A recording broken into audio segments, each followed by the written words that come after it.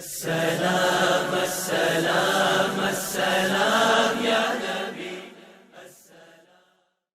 السلام علیکم ورحمۃ اللہ وبرکاتہ. نحمدہ ونصلی ونسلم علی رسولہ الکریم، اما بعد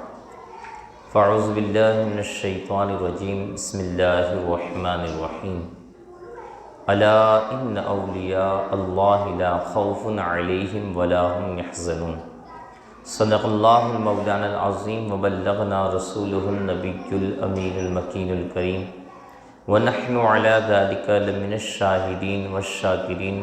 والمطمئنین والحمد للہ رب العالمین.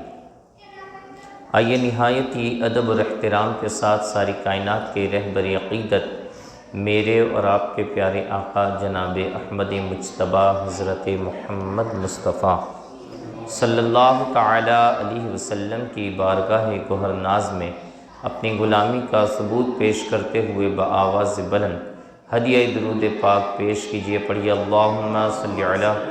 سیدنا و مولانا محمد وعلی آل سیدنا مولانا محمد بارک وسلم. صلاۃ و سلام علیک یا رسول اللہ صلی اللہ تعالی علیہ وسلم. اللہ رب العزت کا نہایت ہی فضل و کرم اور اس کا احسان عظیم ہے کہ رب کریم نے مجھے اور آپ کو یہ توفیق عطا فرمائی کہ میں اور آپ اللہ کے پیارے گھر مسجد میں حاضر آئے اور یہاں پر ہم نے اللہ کے محبوب بندوں کی یادیں منانے کی رب نے ہمیں توفیق عطا فرمائی. اللہ رب العزت کی بارگاہ میں دعا ہے کہ رب کائنات ہمیں ہمیشہ ہمیشہ اپنا ذکر کرنے کی توفیق عطا فرمائے اور اپنے محبوب بندوں کی یادیں منانے کی توفیق عطا فرمائے. اس سے پہلے کہ وعظ کے اندر اور پچھلی گفتگو کے اندر ہم نے سماعت کیا کہ حضور غوث پاک رضی اللہ تعالی عنہ یہ علم دین کو حاصل کرنے کی غرض سے آپ نے اپنے شہر جیلان کو چھوڑا اور آپ بغداد معلیٰ کی طرف یہ راغب ہوئے اور اس طرف مائل ہوئے اور بیچ ہی میں ڈاکوؤں والا واقعہ بھی پیش آیا. حضور غوث پاک رضی اللہ تعالی عنہ کی ذات مقدسہ جب بغداد کے قریب پہنچی تو اب اسی وقت سے اللہ رب العزت نے آپ کی تربیت کا ایک سلسلہ شروع فرما دیا. ایسے تو آپ کی بچپن ہی سے تربیت یہ رب کائنات نے اپنے ذمے میں جیسے لے لی تھی، لیکن یہاں سے اللہ نے کچھ اپنے مخصوص بندوں کو حضور غوث پاک کی ذمہ داری سپرد فرما دی. جو بچے مستی کر رہے ہیں مدرسے کے اندر وہ خاموش ہو جائے اور دھیان سے سماعت کریں. درود پاک پڑھ لیجیے. اللہم صلی علی سیدنا مولانا محمد وعلی آل سیدنا مولانا محمد بارک وسلم. صلاۃ و سلام علیک یا رسول اللہ صلی اللہ تعالی علیہ وسلم. تو جیسے ہی بغداد کے قریب حضور غوث پاک رضی اللہ تعالی عنہ پہنچے تو وہیں پر حضرت خضر علیہ السلام نے آ کر حضرت غوث پاک رضی اللہ تعالی عنہ کو روک لیا اور کہا کہ تمہیں ابھی اسی جگہ پر رہنا ہے اور اس سے آگے نہیں بڑھنا ہے. حضور غوث پاک رضی اللہ تعالی عنہ فرماتے ہیں کہ میں بغداد کی سرحدی علاقوں کے اندر ہی ٹھہر گیا اور حضرت خضر علیہ السلام آئے اور مجھے وہیں پر روک کر چلے گئے اور میں آپ کے حکم کی تعمیل کرتے ہوئے یہی وہیں پر رہنے لگا، یہاں تک کہ 7 سال کا ایک عظیم عرصہ گزر گیا اور میں بغداد کے گرد و نواح کے اندر گھومتا رہا. یعنی گویا کہ یہیں سے آپ کے مجاہدے اور ریاضتیں یہ شروع ہو گئی تھی. حضور غوث پاک ایک اور روایت کے اندر آتا ہے، حضور غوث پاک رضی اللہ تعالیٰ عنہ فرماتے کہ اللہ رب العزت نے مجھے اس طریقے سے ریاضتیں اور میں نے اس طریقے سے زہد و تقوی اختیار کیا کہ ایک مرتبہ حضرت خضر علیہ السلام آئے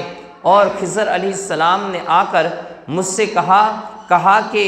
آپ اللہ کی معرفت حاصل کرنا چاہتے ہیں تو پھر اس جگہ پر آپ ٹھہر جائیے یہاں تک کہ میں دوسری مرتبہ جب تک نہ آ جاؤں۔ حضور غوث پاک کہتے ہیں کہ میں اس جگہ پر جہاں پر وہ اللہ کے بندے نے مجھے بتائی تھی اس جگہ پر ٹھہر گیا کہ شاید وہ بندہ ابھی آئے گا اور پھر مجھے کچھ نصیحتیں کرے گا۔ کہتے ہیں میں وہاں پر ٹھہر گیا یہاں تک کہ 1 سال گزر گیا۔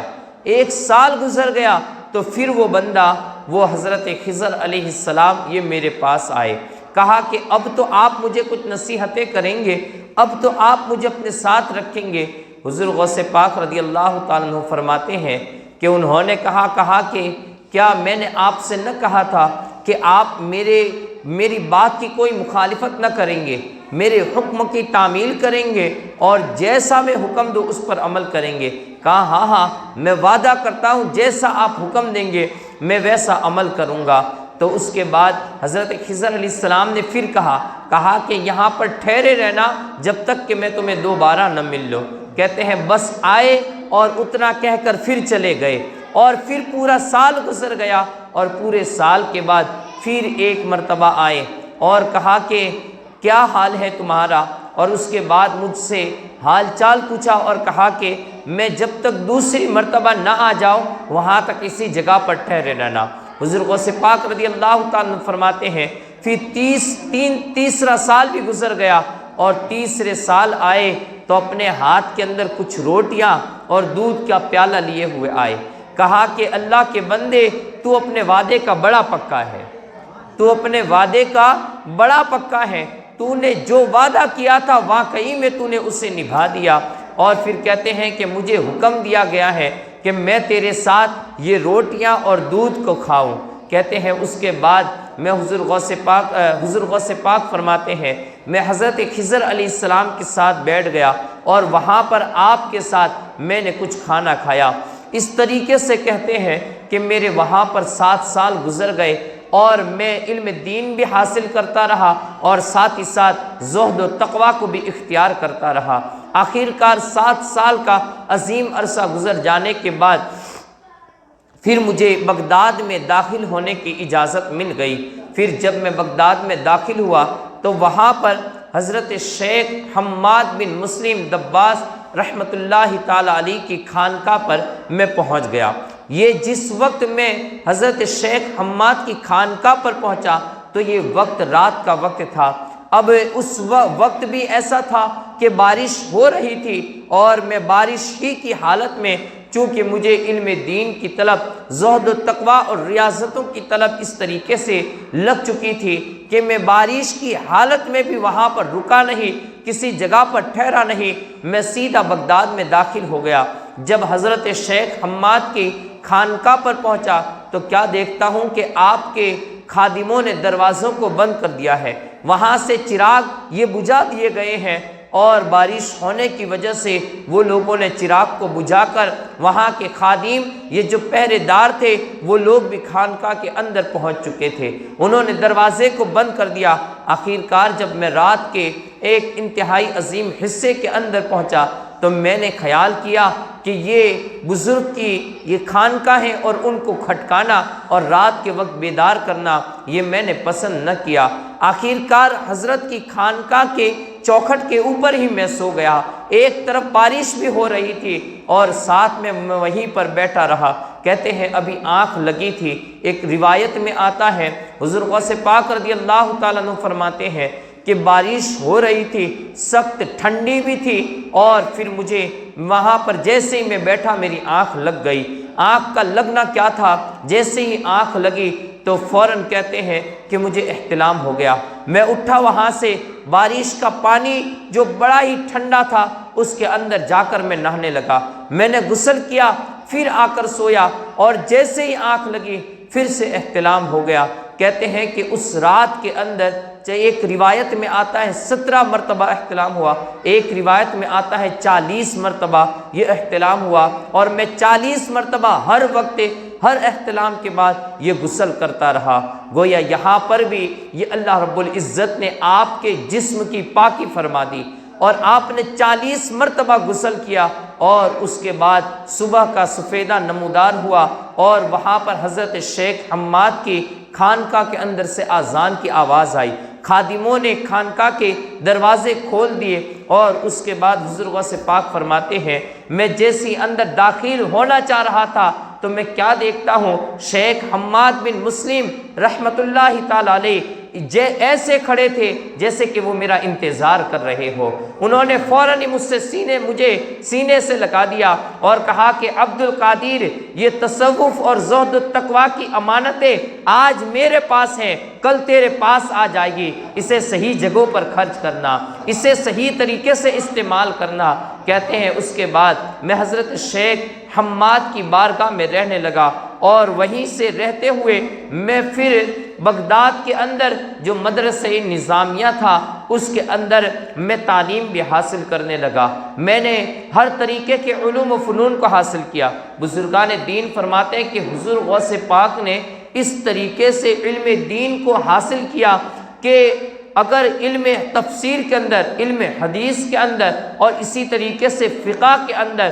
ایسا آپ نے علم حاصل کیا کہ اس وقت جبکہ بغداد یہ علماء کرام کی سرزمین پائی جاتی تھی، عراق اور ایران کے اندر جگہ جگہ محلے محلے اور گھر گھر کے اندر یہ عالم پائے جاتے تھے، تو ان تمام عالموں کے اندر حضور غوث پاک کا مد مقابل کوئی عالم نہیں تھا۔ اس قدر حضور غوث پاک رضی اللہ تعالی عنہ نے یہ علم دین کو حاصل کیا۔ کتب فقہ کے اندر بھی پوری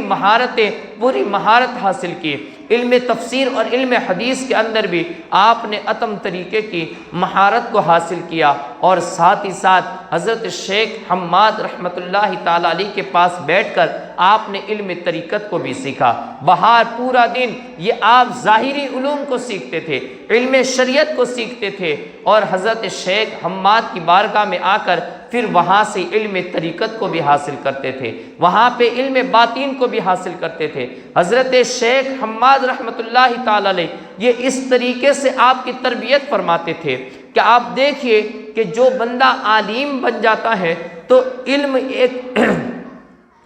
ایک ایسی شے ہے، علم ایک ایسی چیز ہے کہ جانکاری جس انسان کے اندر بھی آتی ہے تو پھر اس انسان کے اندر تکبر بھی ساتھ میں آ جاتا ہے، کیونکہ جانکار ہونا اور علم والا ہونا، تو علم اور تکبر کا ہونا یہ دونوں اس کے اندر ایک ساتھ آ جاتا ہے۔ لیکن اگر کوئی عالم بنے اور بزرگان دین کی صحبت اسے نصیب ہو جائے تو اور اس کے اندر ادب یہ پیدا ہو جائے تو پھر وہ عالم بھی بنتا ہے، باعمل بھی بنتا ہے، اس کے اندر خدا کا خوف بھی آ جاتا ہے۔ لیکن کوئی انسان صرف عالم بن جائے، اسے طرح طریقے کا علم آ جائے تو وہ بندہ جانکار بن سکتا ہے لیکن اللہ والا نہیں بن سکتا ہے، چاہے اسے کتب فقہ کا بھی علم آ جائے، تفسیر کا بھی علم آ جائے، اسے حدیث کا بھی علم آ جائے۔ آپ دیکھیے ہمارے زمانے کے اندر بہت سے لوگ ہیں جب بات کرتے ہیں تو صرف حدیث سے بات کرتے ہیں، جب بات کرتے ہیں تو قرآن کی بات کرتے ہیں، قرآن کی آیتیں پڑھتے ہیں، لیکن آپ دیکھیے کہ اتنے بڑے جانکار ہونے کے باوجود بھی رب نے انہیں مومن تک نہیں کہا ہے۔ رب نے انہیں یہاں تک فرما دیا کہ وَمِنَ النَّاسِ مَن يَقُولُ آمَنَّا بِاللَّهِ وَبِالْيَوْمِ الْآخِرِ وَمَا هُمْ بِمُؤْمِنِينَ، جو لوگ کہتے ہیں کہ ہمارا رب اللہ ہے اور ہم قیامت کے دین پر ایمان لاتے ہیں، لیکن اے محبوب حقیقت میں وہ مومن نہیں ہے۔ تو گویا علم کا حاصل کر لینا اس سے بندہ اللہ والا نہیں بنتا ہے، ہاں اگر علم کے ساتھ ادب بھی آ جائے تو بندہ اللہ والا بن جاتا ہے۔ حضور غوث پاک رضی اللہ تعالی عنہ نے علم دین بھی پورے طریقے سے حاصل کیا، لیکن ساتھ میں ادب کو بھی یہ آپ سیکھتے رہے، اور یہی وجہ ہے کہ بندہ اگر علم کے ساتھ ادب کو اپنا لے، بزرگان دین کے صحبت کو وہ اپنا لے، تو پھر وہ بندہ عالم بھی بنتا ہے، باعمل بھی بنتا ہے۔ علم و عمل اس کے اندر یہ اس کے سینے کو جگمگا دیتا ہے۔ الغرض حضور غوث پاک رضی اللہ تعالیٰ عنہ کی تربیت حضرت شیخ حماد نے اس طریقے سے فرمائی کہ وہ جو علم کے آنے سے بندے کے اندر جو تکبر اور جو غرور اور گمنڈ والی جو صفتیں پیدا ہوتی ہے، حضرت شیخ حماد نے اسے توڑ ڈالا۔ کبھی آپ حضرت غوث پاک رضی اللہ تعالیٰ عنہ حضرت شیخ حماد کے دربار میں آتے تو آپ کہتے کہ اے فقیہہ، یعنی ایک فقہ کے جاننے والے، اے حدیث اور قرآن کا علم رکھنے والے، اے فقیہہ تو میرے دربار میں کیوں چلا آتا ہے؟ تجھے تو جانا چاہیے کوئی فقیہ کے پاس، کوئی عالم کے پاس، کوئی علماء کے پاس جانا چاہیے، تجھے ہمارے دربار سے کیا ملے گا؟ اس طریقے کے طعنے حضور غوث پاک کو دیتے اور آپ کی آزمائش لیتے کہ کیا آپ یہاں سے آپ کا سینہ کمزور ہے یا پھر مضبوط ہے، طاقتور ہے۔ اس طریقے سے حضرت شیخ حماد رحمۃ اللہ تعالیٰ علیہ حضور غوث پاک کو آزماتے۔ کبھی ایسا ہوتا کہ حضور غوث پاک دربار میں آنے کے وقت، خانقاہ میں آنے کے لیے کبھی لیٹ ہو جاتے اور دربار کے اندر تمام درباری اور خانقاہی لوگ یہ کھانا کھا چکے ہوتے، روٹیاں ختم ہو گئی ہوتی، تو اس کے بعد جیسے حضور غوث پاک آتے تو اس وقت کوئی بھی روٹی کا ٹکڑا یہ نظر نہ آتا۔ حضرت شیخ حماد فرماتے کہ اے فقیہہ تم اس وقت آئے، ہمارے پاس تو اتنی ساری روٹیاں آئی تھی اور وہ تمام کے تمام یہ خادم کھا چکے ہیں، اب تمہارے لیے تو کوئی روٹی کا ٹکڑا تک بھی نہیں بچا ہے۔ حضور غوث پاک کہتے ہیں میں ان تمام طعنوں کو سنتا، میں جانتا تھا کہ میرے شیخ یہ میری اصلاح کر رہے ہیں، میرا تزکیہ نفس کر رہے ہیں، میرے نفس کو دھو رہے ہیں۔ کہتے ہیں میں سن کر خاموش بیٹھتا، لیکن وہاں پر حضرت کے مریدین جو تھے وہ تمام کے تمام میری مذاق اڑاتے، حضرت کے یہ کہنے پر وہ لوگ مجھے مسخرہ بناتے اور میرے اوپر ہنستے۔ ایک دن شیخ کو بھی پتہ چل گیا کہ میرے مریدین یہ حضرت شیخ عبد القادر جیلانی کو یہ ان کا مذاق بناتے ہیں اور ان کو بھی اسی طریقے سے طعنہ دیتے ہیں اور فقیہہ کہتے ہیں۔ تو ایک دن حضرت شیخ حماد نے اپنے تمام مریدین کو ایک طرف جمع کیا اور ایک طرف حضرت شیخ عبد القادر جیلانی حضور غوث پاک رضی اللہ تعالی عنہ بھی بیٹھے ہوئے تھے، اور آپ نے اپنے مریدوں کو ڈانٹتے ہوئے کہا کہ بدبختو تم چاہے دنیا بھر کی بھی ریاضتیں کر لو، لیکن عبد القادر کی ایک رات کے ایک سجدے کے برابر بھی تمہارا مقام نہیں ہو سکتا ہے۔ کہا رب نے انہیں وہ اونچا مقام عطا فرمانا ہے، تم اس مقام کو جانتے تک نہیں ہو۔ حضرت غوث پاک رحمۃ اللہ رضی اللہ تعالی عنہ فرماتے ہیں کہ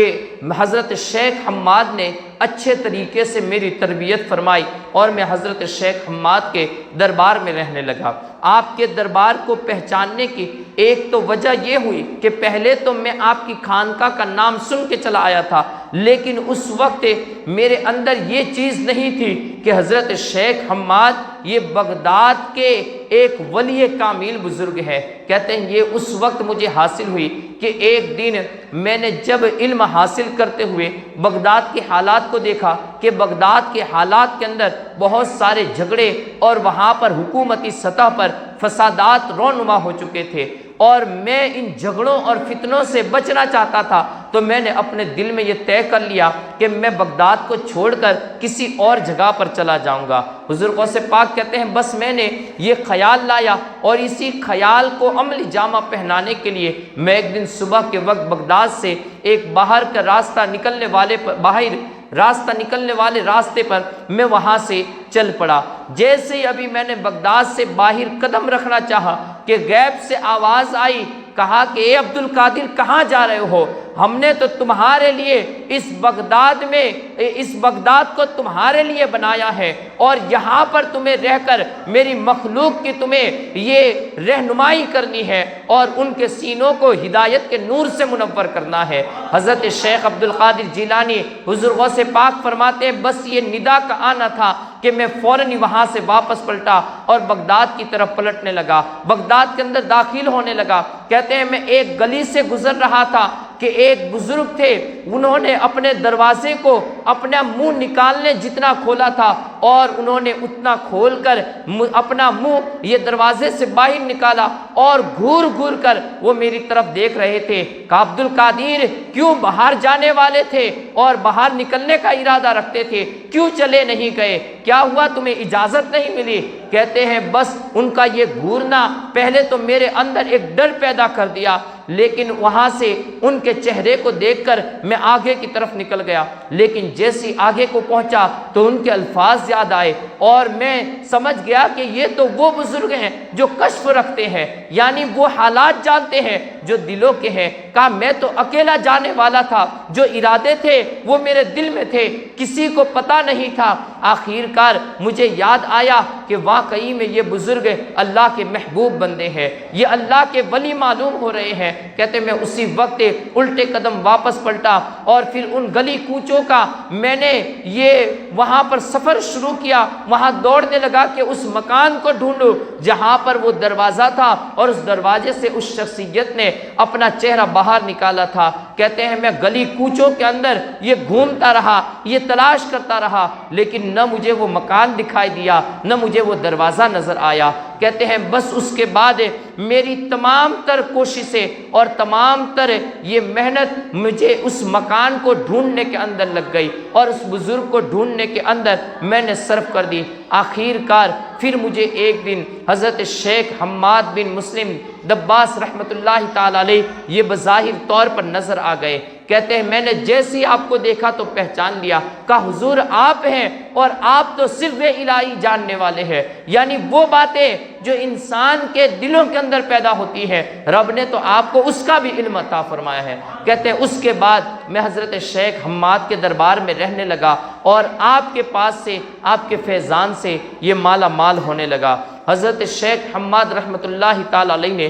اچھے طریقے سے حضور غوث پاک رضی اللہ تعالیٰ عنہ کی تربیت بھی فرمائی اور آپ کا تزکیہ نفس کیا۔ یہ دیکھیے کہ جب بھی کوئی بندہ چاہے دنیاوی اعتبار سے جانکار بن جائے یا دینی اعتبار سے جانکار بن جائے،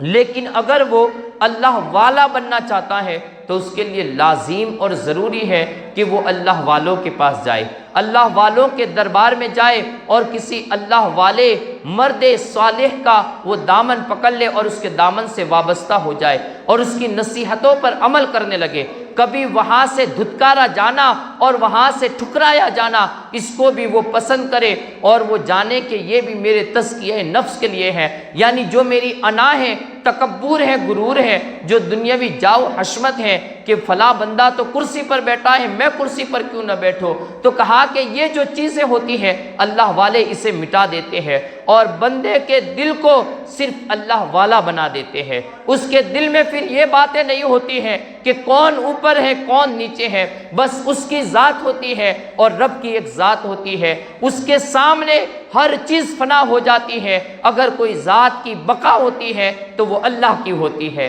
ہمیشہ اس کی نظریں یہ اللہ کو تکتی ہیں اور ہمیشہ اس کے کام میں جو خلوص اور للہیت اور نیت پائی جاتی ہے وہ صرف للہیت والی پائی جاتی ہے۔ تو فرمایا کہ بندہ دنیاوی اعتبار سے جانکار ہو جائے یا دینی اعتبار سے جانکار ہو جائے، لیکن جانکاری کے بعد اس جانکاری کو اگر صحیح طریقے سے استعمال کرنے کا کوئی طریقہ عطا کر سکتا ہے تو وہ اللہ والے ہیں۔ ورنہ آپ دیکھیے کہ شیطان معلم الملائکہ تھا، وہ اتنا بڑا عالم تھا، اتنا بڑا جانکار تھا کہ وہ فرشتوں کو پڑھایا کرتا تھا، فرشتوں کو توحید کا علم دیا کرتا تھا، لیکن چونکہ اس کے اندر ادب نہیں تھا، اس کے اندر رب کی پہچان حاصل نہیں تھی اور اس کے اندر وہ تزکیہ نفس نہیں تھا کہ جس سے وہ اپنے آپ کو بھی کسی کے سامنے جھکا دینا یہ پسند کرتا ہو، اس کا تزکیہ نفس نہ ہوا تھا۔ آخر کار ادب نہ ہونے کی وجہ سے وہ رب کی بارگاہ سے مردود قرار پایا، وہ رب کی بارگاہ سے دھتکار دیا گیا۔ اس وجہ سے انسان کو چاہیے، بزرگان دین فرماتے ہیں چاہے وہ کتنا بھی بڑا عالم بن جائے لیکن اس کے باوجود بھی یہ اسے چاہیے کہ وہ اللہ والوں سے وابستہ رہے۔ حضرت امام اعظم ابو حنیفہ رضی اللہ تعالیٰ عنہ فرماتے ہیں کہ میں نے بڑے مجاہدے کیے اور ساتھ ہی ساتھ بڑا علم حاصل کیا، لیکن اگر حضرت امام جعفر صادق رضی اللہ تعالیٰ عنہ کی صحبت کے 2 سال نصیب نہ ہوتے تو امام اعظم نہ ہوتے۔ حضرت امام اعظم فرماتے ہیں کہ اگر وہ 2 سال حضرت امام جعفر صادق کے نصیب نہ ہوتے تو ابو حنیفہ یہ امام اعظم کبھی نہ بنتا۔ کہا کہ یہ 2 سال کی تربیت کا یہ اثر ہے کہ ابو حنیفہ کو لوگ امام اعظم کہہ کے یاد کرنے لگے۔ تو پتہ چلا حضور غوث پاک اور ہمارے تمام وہ بزرگان دین کی زندگی اور سیرت ہمیں یہ بتاتی ہیں کہ بندوں کو اللہ والوں سے وابستہ ہونا چاہیے، اور صرف یہی نہیں بلکہ یہ تو رب کا کلام ہمیں یہ درس دیتا ہے، یا ایھا الذین آمنوا اتقوا اللہ وکونوا مع الصادقین، اے ایمان والو اللہ سے ڈرو۔ تو اللہ سے ڈر یہ تقوی اور طہارت یہ علم ہے، اور پھر اس کی اگر پاسداری ہے، اس کی حفاظت ہے تو وکونوا مع الصادقین میں ہے کہ سچوں کے ساتھ ہو جاؤ، تمہارا علم بھی برقرار رہے گا، رب کے نزدیک تمہارا مقام بھی بڑھے گا، اور دنیا والے تمہیں اپنا پیشوا بھی بنا لیں گے۔ تو فرمایا وکونوا مع الصادقین، سچوں کے ساتھ ہو جاؤ۔ حضور غوث پاک رضی اللہ تعالی عنہ یہ علم دین کو حاصل کرنے لگے، اور علم دین کو حاصل کرنے کے اندر حضور غوث پاک نے جو ایک مشکلیں اور سختیاں جو برداشت کی، وہ بھی ایک ایسا عنوان ہے کہ جو انسان کے دل کو بیدار کرنے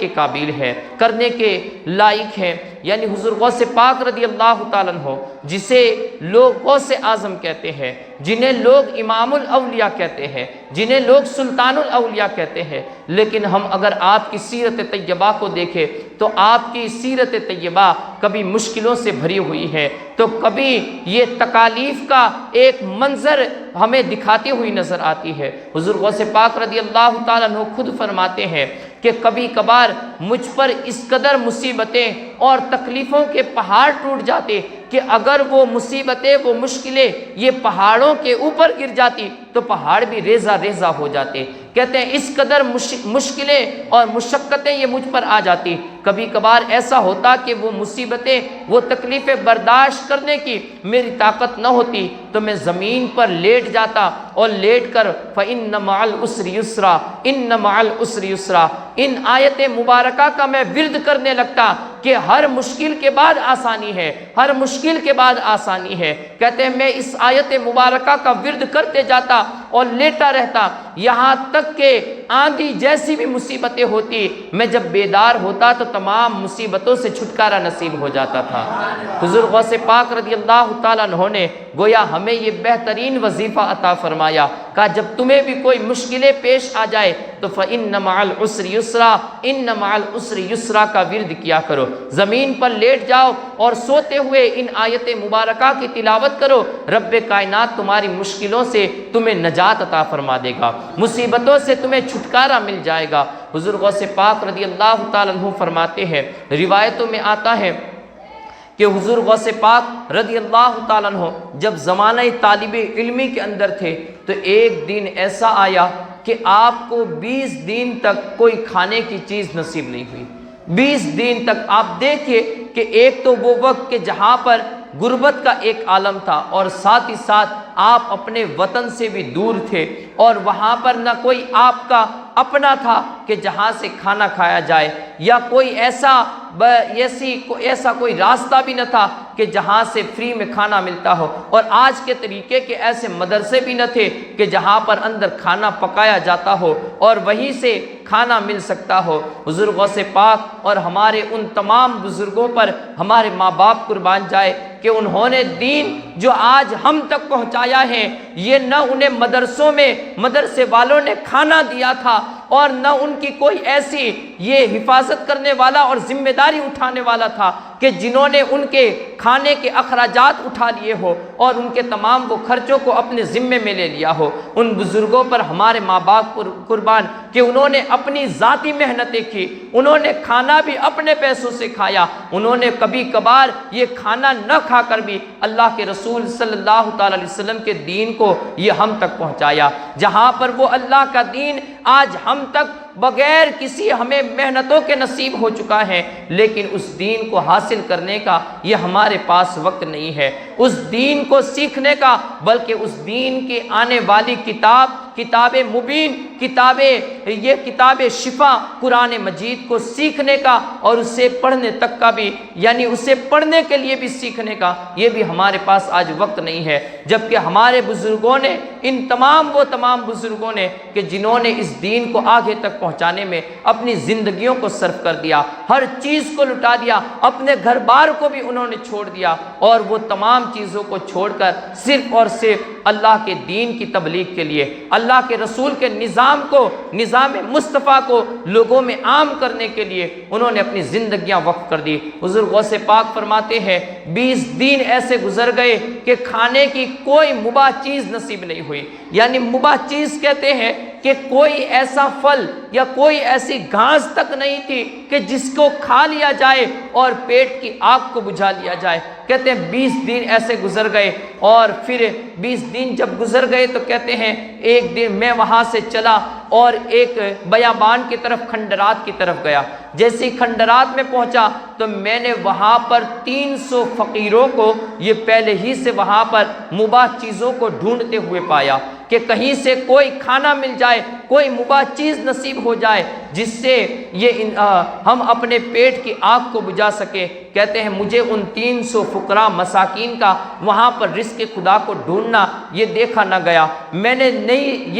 میں نے سمجھا کہ میرا اور ایک کا جانا یہ ان کے لیے بھی تکلیف دہ بن سکتا ہے۔ کہتے ہیں میں الٹے قدم واپس پلٹا اور پھر آ کر ایک مسجد کے اندر بیٹھ گیا۔ یہ 2 روایتیں ہیں، میں ان 2 روایت کو اکٹھی طور پر آپ کے سامنے رکھ دو۔ کہتے ہیں وہاں پر یہ 20 دن کا ایک سلسلہ گزر گیا تھا، اور وہاں پر کھنڈرات کے اندر بھی 300 فقراء اور مساکین یہ وہاں پر رزق خدا تلاش کر رہے تھے۔ آخر کار میں وہاں سے آ کر مسجد کے اندر بیٹھ گیا۔ حالت ایسی ہو چکی تھی کہ مجھ سے چلا تک بھی نہ جا رہا تھا، اور اس حالت کے اندر کہ جہاں پر کھانے کی کوئی چیز یہ مجھے نصیب نہ تھی۔ آخر کار میں وہیں پر رب کو یاد کرنے لگا کہ شاید ہو سکتا ہے اب موت آ جائے اور زندگی سے چھٹکارا نصیب ہو جائے۔ اسی حالت کے اندر بیٹھا ہوا تھا کہ میں نے دیکھا کہ ایک بندہ یہ وہاں پر کھانا لیے کھانا کھا رہا ہے۔ وہاں پر وہ کھانا کھا رہا تھا اور اس کی نظر یہ مجھ پر پڑ گئی۔ پہلے اس نے جب بلایا تو میں نے پہلے تو انکار کیا، کیونکہ ڈائریکٹ کسی کے کھانے میں شریک ہو جانا یہ میرے دل نے گواہی نہ دی۔ آخرکار وہ بڑا اصرار کرتا رہا، بڑی ضد جب اس نے کی تو پھر آخرکار میں اس کے کھانے میں شریک ہو گیا۔ کھاتے کھاتے جب میں نے کچھ لقمے کھائے تو اس کے بعد میری زبان کے اندر یہ طاقت آئی کہ میں کچھ بات کر سکوں۔ اب جب میں نے اور اس نے جب بات کرنا شروع کیا تو اس نے بتایا، کہا کہ کیا آپ جانتے ہو کہ یہاں ایک عبد القادر نامی ایک لڑکا اس مدرسہ نظامیہ میں پڑھنے کے لیے آیا ہوا ہے، وہ بغداد میں علم دین حاصل کرنے کے لیے آیا ہوا ہے۔ حضور غوث پاک نے فرمایا، کہا عبد القادر تو میرا ہی نام ہے۔ کہا کہ کیا آپ جیلان کے ہو؟ کہا کہ ہاں میں ہی جیلان کا ہوں۔ اب اس شخص کی آنکھوں کے اندر آنسو جاری ہو گئے۔ کہا حضور مجھے معاف فرما دیجئے کہ یہ جو کھانا ہے یہ آپ ہی کے پیسوں سے میں نے خریدا ہوا ہے، کہ آپ کی والدہ محترمہ نے مجھے کچھ درہم و دینار یہ آپ کو دینے کے لیے عطا کیے تھے، لیکن یہاں پر میں آپ کو ڈھونڈتے ہوئے یہ کئی دن نکل گئے، آخر کار میرے پاس بھی پونجی ختم ہو گئی، میرے پاس بھی کوئی درہم و دینار نہ رہے، تو میں نے آپ کے اس درہم سے آپ کے مال سے کھانا خریدا، اور اس کھانے کو اس وجہ سے خریدا تاکہ میرے پاس کوئی چیز نہ تھی اور بھوک بڑی تیز لگی ہوئی تھی، میں نے آپ کے ہی مال سے یہ کھانا خریدا۔ حضور مجھے معاف بھی فرمائیے اور اس گناہ سے نجات بھی عطا فرمائیے، اور اب میں آپ میرے مہمان نہیں ہیں بلکہ میں آپ کا مہمان ہوں، یہ کھانا آپ کا ہے۔ حضور غوث پاک رضی اللہ تعالیٰ عنہ نے وہاں پر اس کے ساتھ کھانا کھایا، ان درہم و دنانیر کو لیے، کچھ اس کے لیے دیے تاکہ وہ جیلان واپس پہنچ جائے، اپنی والدہ محترمہ کو سلام بھی بھجوایا، اور اس کے بعد فوراً جتنے بھی درہم و دنانیر تھے ان کو لیے ہوئے ان کھنڈرات کی طرف پہنچے۔ وہاں جا کر وہ جو فقراء مساکین رزق حلال کو ڈھونڈ رہے تھے، وہاں پر کسی مباح چیز کی تلاش میں تھے، حضور غوث پاک نے ان تمام فقیروں اور مسکینوں کو کھانا کھلایا۔ وہ تمام درہم و دنانیر یہ ان کے پیچھے لٹا دیے۔ یہ حضور غوث پاک کی ذات مقدسہ ہیں، جنہوں نے مال جمع نہیں کیا ہے، جنہوں نے درہم و دنانیر سے محبت نہیں کی، بلکہ جنہوں نے 20 دن بھوکے رہنے کے بعد بھی جب ان کے پاس مال آیا تو یہ نہ سوچا کہ یہ درہم و دنانیر کو یہ میرے پاس رکھ لوں تاکہ آئندہ مہینے تک کے لیے یہ راحت نصیب ہو جائے اور وہاں تک کے لیے مجھے کبھی کھانے کے بارے میں سوچنا نہ پڑے، بلکہ جیسے ہی درہم و دنانیر آئے آپ نے بھی کھانا کھایا اور وہ تمام درہم و دنانیر کو اللہ کی راہ میں آپ نے لٹا دیے۔ یہ اس طریقے سے حضور غوث پاک نے تکلیفیں بھی اٹھائی اور ساتھ میں اللہ کی مخلوق سے ایسا پیار بھی فرمایا، ایسے ایثار اور قربانی بھی کرتے رہے۔ یہ حضور غوث پاک رضی اللہ تعالی عنہ کی ذات مقدسہ ہے۔ اور بھی بڑے آپ نے تکلیفیں اور مصیبتیں اٹھائی، انشاءاللہ ہم کل کی گفتگو کے اندر سماعت کرتے ہوئے چلیں گے۔ رب کائنات کی بارگاہ میں دعا ہے اللہ رب العزت ہمیں نیک کام کرنے کی توفیق عطا فرمائے، برے کاموں سے بچائے، صراط مستقیم کی ہدایت نصیب فرمائے، ایمانی زندگی عطا فرمائے، ایمانی موت نصیب فرمائے۔ وآخر دعوانا ان الحمدللہ رب العالمین۔ السلام علیکم۔